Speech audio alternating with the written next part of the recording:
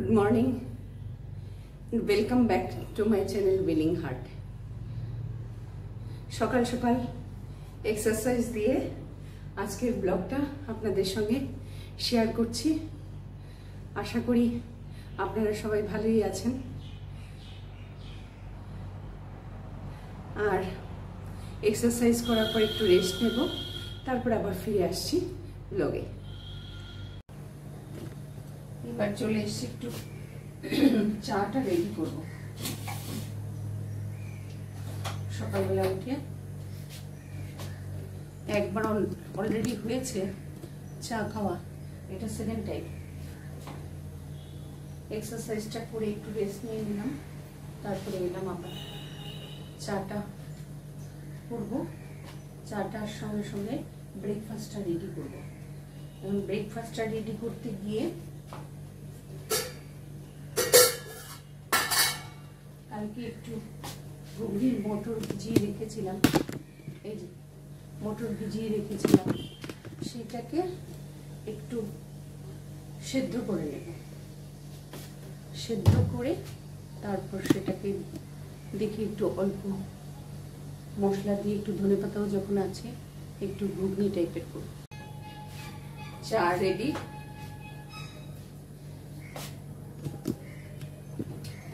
চাটা খেতে খেতে ওদিকে মটরটাও সেদ্ধ হয়ে যাবে, তখন এটাকে একটু ঠান্ডা করে একটু ঘুগনি টাইপের করব। আর দেখি চাপাতি কটা আছে,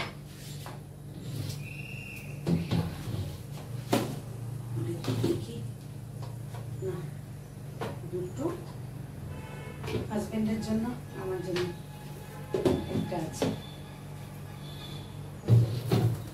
আসলে কি পাউরুটিটা খুব সবসময় আমাদের জন্য ইউজ করি না, বাড়ির অন্যরা ইউজ করে, কিন্তু ইউজ করে কি ওরা চাপাতি থেকে পাউরুটি বেশি, ব্রেডটা পছন্দ করে। আর আমাদের ঠিক উল্টো, ব্রেডের জায়গায় চাপাতি, লুচির জায়গায় চাপাতি, পরোটার জায়গায় চাপাতি। চাপাতি হালকা হালকা করে, সেটা আরো বেশি ভালো লাগে। আর একটু যদি মোটা হয় তাহলে পরিমাণটা অল্প নেওয়া হয়, ইনটেক করি। আমি তো ম্যাক্সিমাম একটা বা দুটো ডিনারে, আর হাজবেন্ডও এরকম দুটো বা ম্যাক্সিমাম তিনটে। যদি কোনো সবজিটা মন মতন হয় তাহলে দুটো চাপাতি ইউজ করি বা ইনটেক করি। আর যদি সবজিটা মন মতন না হলো তাহলে এই এক পিস চাপাতি। আসলে খুব ওয়েট গেইনের টেন্ডেন্সি যাদের, এটা নিজেরাই নিজেদেরকে বোঝা যায়, ওয়েট গেইনের টেন্ডেন্সি যাদের, তাদেরকে একটু জিভের স্বাদ ছাড়তে হবে। এটা ভালো লাগে, ওটা ভালো লাগে, এগুলো ঠিক একটা বয়সের পরে আর মেনটেন করা সম্ভব না। তখন একদম নিজেকে স্ট্রিক্টলি অনুশাসনে রেখে, যে না, আমার যেই পরিমাণটুকু আমার, যেমন আমার 80 গ্রাম চালের, এটা আমার হচ্ছে গিয়ে ফিক্স। তার সঙ্গে সবজি বা ডাল, এক পিস মাছ, ছোটো মাছ হলে আরও ভালো। এটা হচ্ছে গিয়ে আমার ডায়েট। সঙ্গে স্যালাড বা টক দই। টক দইটা আমি সামারটাতে রেগুলার খাওয়ার চেষ্টা করি। যেদিন নিয়ে বসা হয় না, হয়তো ফ্রিজেই রয়ে গেল, সেদিন তো ওই যা সামনে আছে। আর উচ্ছে খাওয়াটা আমি উচ্ছে কখনো ভেজে, কখনো সেদ্ধ, কখনো শুক্তোতে, এরা প্রথমে গলাটা কিরকম বসে থাকে সকালবেলা।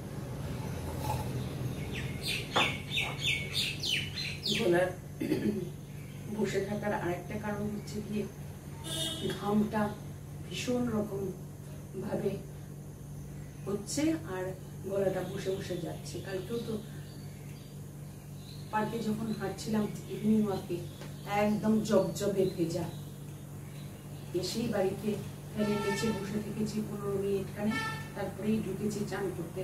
চান করে এসে একদম দারুণ ফিট, সুস্থ। কালকে অনেকটা হেঁটেছি, কালকে বৃষ্টি টিষ্টি ছিল না সন্ধ্যের পর। কালকে তো দুপুরের পর থেকেই একদম কালো মেঘ, আকাশ ঘনিয়ে এসছে। সে যে মানে কথাই বলে না, যত গর্জায় তত বর্ষায় না, ওই জিনিসই হয়েছে। এত মানে ঘন ঘটা, অথচ হওয়ার সময় সেরকম কিছু হলো। এটাতেই তো সবচেয়ে বেশি প্রবলেম হচ্ছে সবার, যে একটা বৃষ্টি হয়ে এই অ্যাটমসফিয়ারটাকে শান্ত করা বা এত হিউমিডিটি না আসার জন্য একটা যে পরিবেশ সৃষ্টি হওয়া, সেটা তো কিছুই হচ্ছে না। এই হচ্ছে গিয়ে ব্যাপার। এদিকে ঘুগনির মটরটা সেদ্ধ করছি, আর ওদিকে চাটা খেয়ে নিই।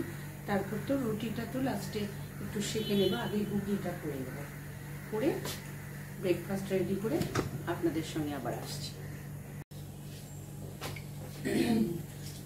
মটরটা সেদ্ধ হয়ে গেছে, এবার ঘুগনিটা বসিয়ে দেব। আমি এর আগেও একদিন ব্লগে দেখিয়েছিলাম, ঘুগনি করেছি অনেকদিন পর। আজকে সেকেন্ড টাইম এই ঘুগনিটা করছি। রিসেন্টলি একটা প্রবলেম আমি ফেস করেছি। প্রবলেমটা হচ্ছে এই বর্ষাকালে এই দানা জাতীয় কোনো কিছু, ডাল বা ছোলা এইসব রেখে দেওয়াতে এগুলো মধ্যে খুব পোকা হচ্ছে। এবার আমি মটরটাকে স্টোর করে রাখলাম।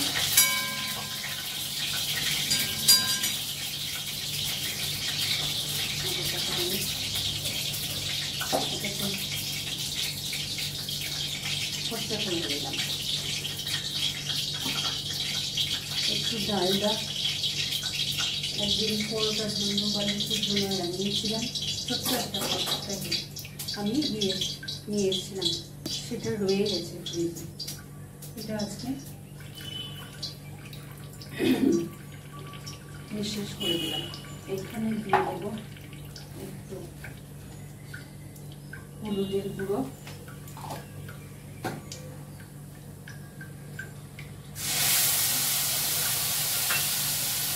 পেঁয়াজ, রসুন, আদা পেস্ট, তারপর সল্ট, তারপর একটু শুকনো লঙ্কার গুঁড়ো,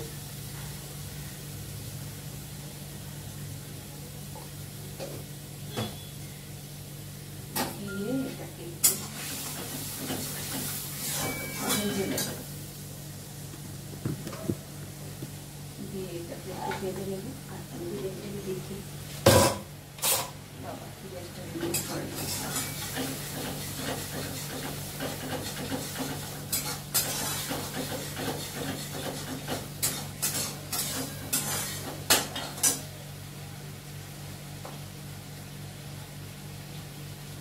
আজকেও পেপারে দিয়েছে মনু ভাকরের অলিম্পিক্সের সাফল্য নিয়ে ছবি, ফার্স্ট পেজেই আছে। ডাবলসও জিতেছে। এগুলো দেখলে কি বলুন তো, এগুলো দেখলে খুব মোটিভেশন ব্যাপারটা খুব আসে, যে একজন লেডি কতটা পরিশ্রম করে নিজেকে এই জায়গা নিয়ে যেতে পারে।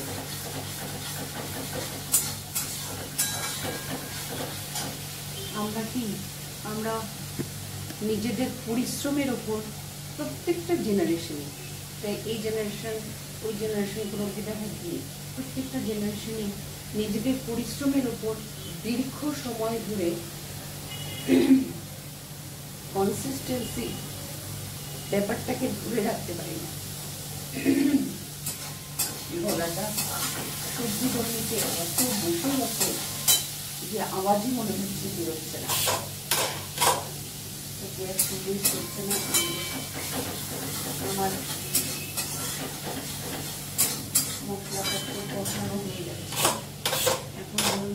ফোর্সফুলি কাজ করতে হবে।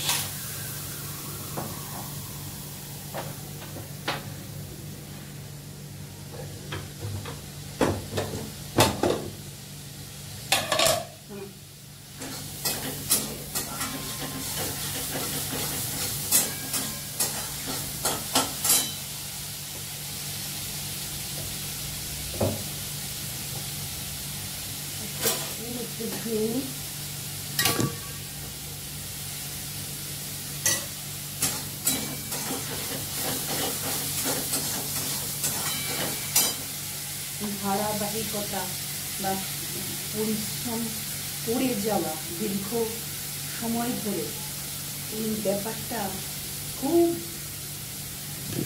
একটা কঠিন ব্যাপার, যে কোনো মানুষের পক্ষে, যে কোনো মানুষের পক্ষে।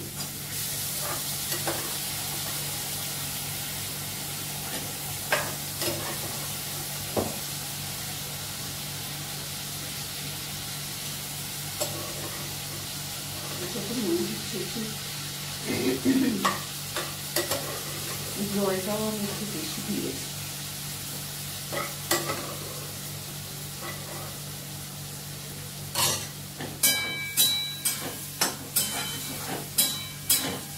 আমার সবচেয়ে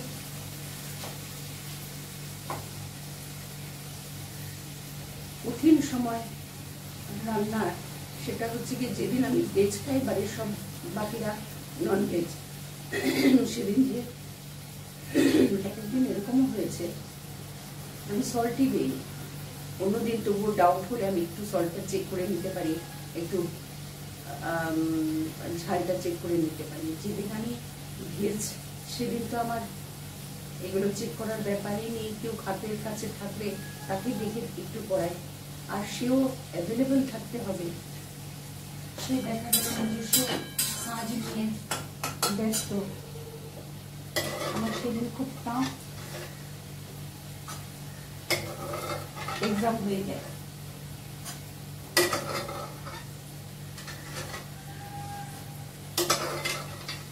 সল্ট ঠিক মতন রেশিওতে না হলে কিন্তু জিনিসটাও সেদ্ধ হয় না, সেটা তো আমরা সবাই জানি। আর এই দীর্ঘদিন ধরে যারা কুকিং করছেন তারা অনেকটা চোখের সঙ্গে রিলেটেড, কিন্তু এই সল্টটা চোখ আর হাত দুটোর কম্বিনেশনে হচ্ছে। কতটা সল্ট ইউজ করব, কতটা ইউজ করব না। কিন্তু মাঝে মধ্যে যেটা হয় সেটা হচ্ছে কি, একই সঙ্গে অনেকগুলো কাজ হচ্ছে, তখন দিয়েছি কিনা এটা ডাউট হয়ে যায়।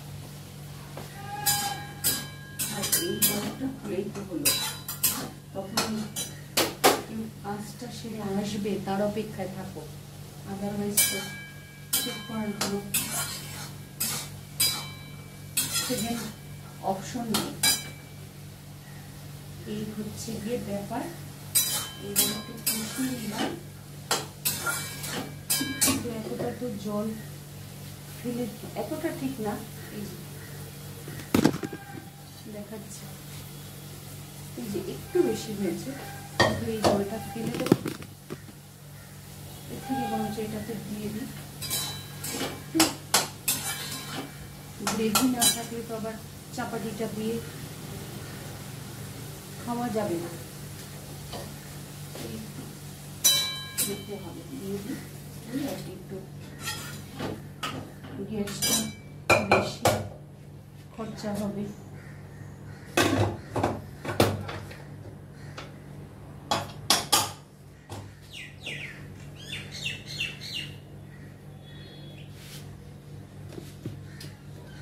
আমি কতটা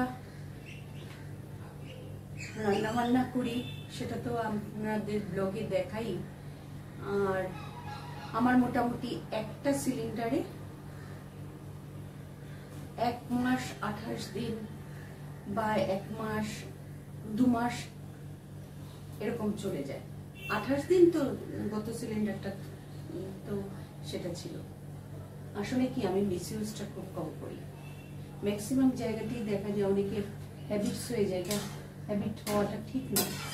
সেটা হচ্ছে গিয়ে একটা ওভেন থেকে আরেকটা ওভেনে চেঞ্জ করার সময় একটা গ্যাসকে সিঙ্ক করে সেটা চেক করা করছি আমরা, বা ধরুন কিছু একটা সিঙ্কে ধুতে হবে, তখন গ্যাসটা সিম করে আমরা সিঙ্কের কাজটা করে নিচ্ছি। এই জিনিসগুলোতে গ্যাসটার মিসইউজ হয় বেশি। এইবার একটু চেক করবো সল্টটা।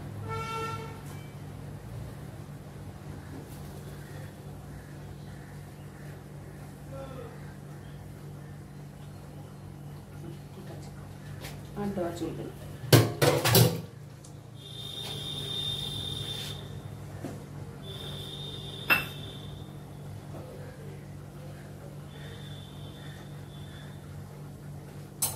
দেওয়া চলবে না, এবার একটু ঢাকা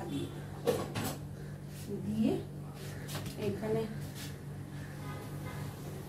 কালকে নিয়ে এসেছি একটু মার্কের সময় ধনে পাতা কুচি করে দেবো, আর ওটা দেবো একটু কাঁচা লঙ্কা, ধনে পাতা কাঁচা লঙ্কা কুচি দেবো।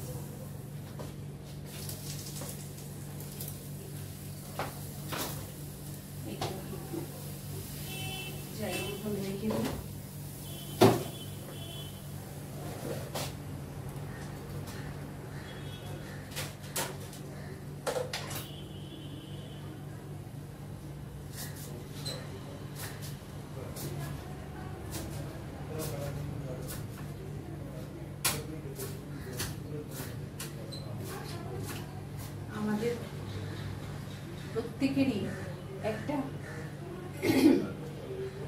নিজস্ব ইচ্ছা অনিচ্ছা ব্যাপারটা থাকে এই এক্সারসাইজের ব্যাপারে, অন্তত যে না এক্সারসাইজ করে সবসময় মনে হয় যে একটু বেশি রকমের পরিশ্রম হয়ে যাচ্ছে, এটা আমি করবো না। ঘুগনি রেডি, অফ করে দেবেন গ্যাস।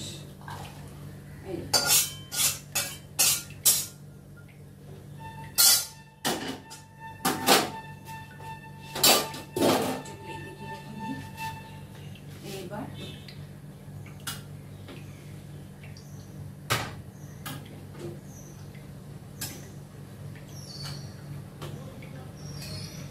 ডিশে বেড়ে নেব।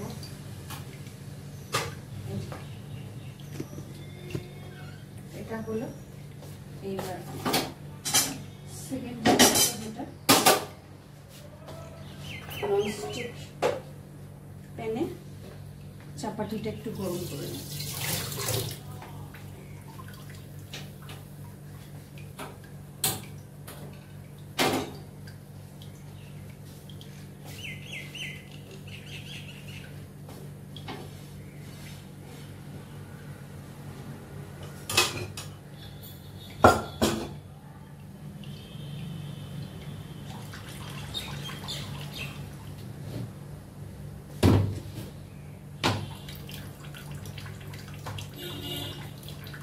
রাতের যে চাপাটিটা এক্সট্রা থাকলে সেটাই সকালবেলা এভাবে করে গরম করে ব্রেকফাস্টের দিকে এটাকে একটু ধুতে হবে।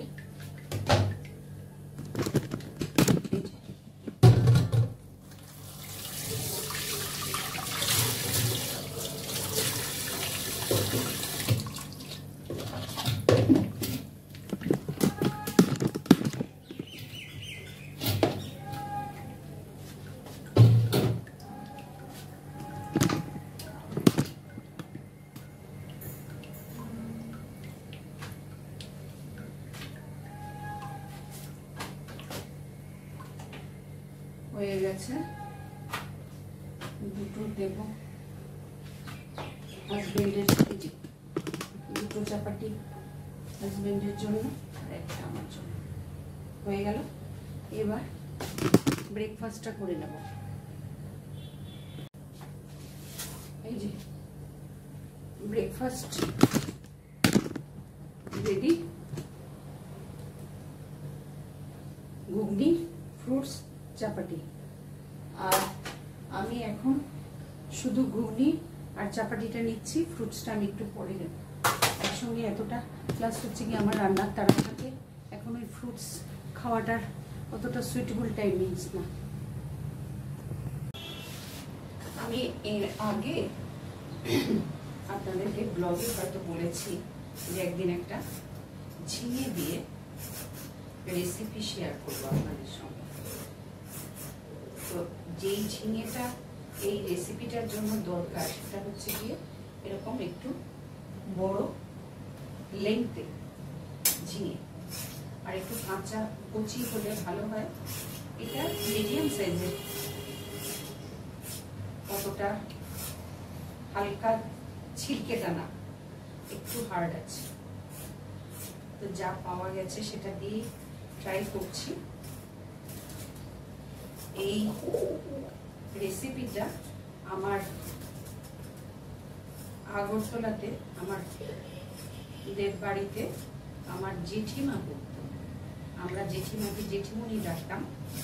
জেঠিমণির এই রেসিপিটা কারোর কাছ থেকে শেখা, জেঠিমণি প্রায়ই করতো এবং আমরা কোনো অকেশনে এই জিনিসটা খেতে চাইতাম জেঠিমণি থেকে। আজকে জেঠিমণি তো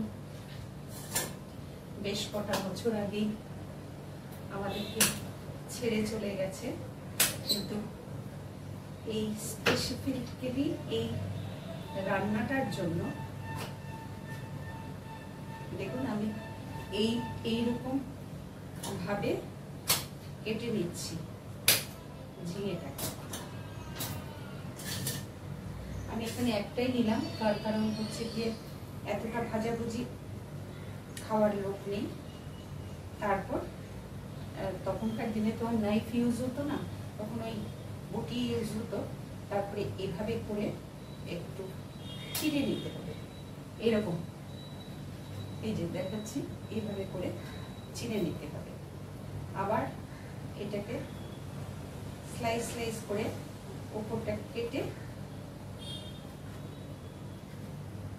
একটু আমি মাস্টার্ড অয়েলটা দিয়ে এটাকে ফ্রাই হবে, তাই আমি একটু দিয়ে দিচ্ছি।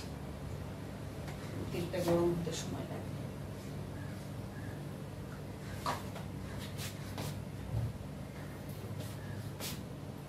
এইভাবে খুব জেন্টলি অ্যান্ড সফটলি এটাকে প্রেস করতে হবে। এরকম ফুলের মতন হবে, এরকম প্রেস করলে এরকম একটা ফুলের মতন হবে।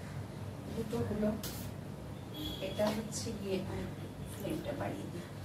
এটা হচ্ছে গিয়ে 3 নম্বর।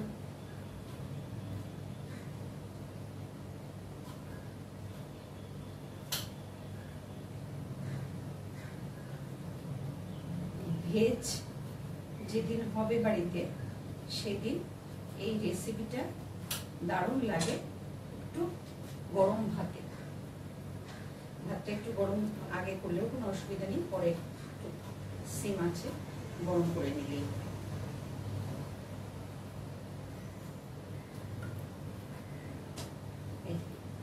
এরকম করে একটু কেটে নিতে হবে।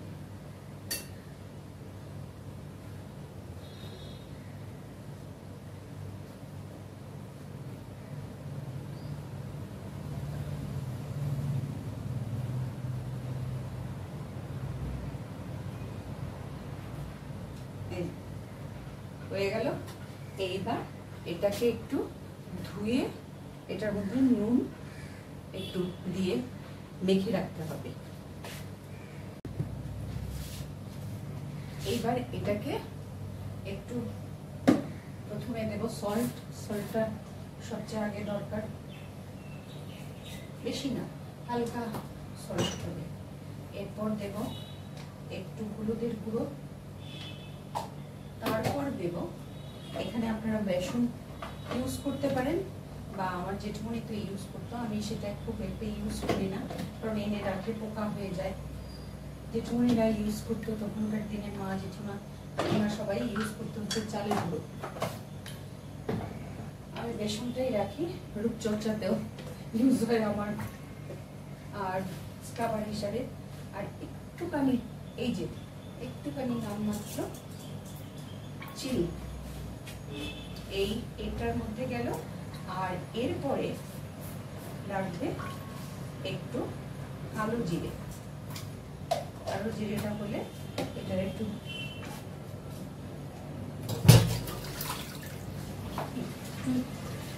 জল দিয়ে দেব, হালকা হালকা, যাতে জাস্ট এই ব্যাটারটা এটার মধ্যে ভালো করে মেল্ট হয়ে যায়।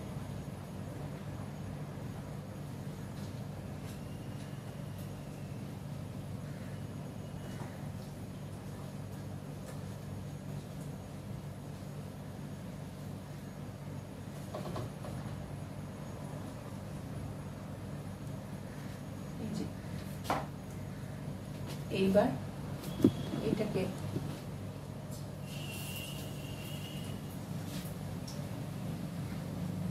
তেলে দিয়ে দেবো। আর একটু বেসন লাগবে, আর আমি বেসনটা একটু অল্পই আছে, খেয়ালই করিনি বেসনটা যে আনাতে হবে।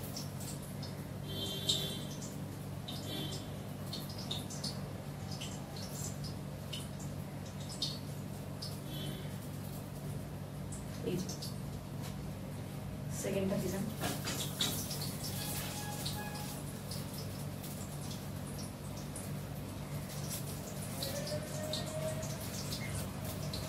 ভাতটা গরম গরম হবে,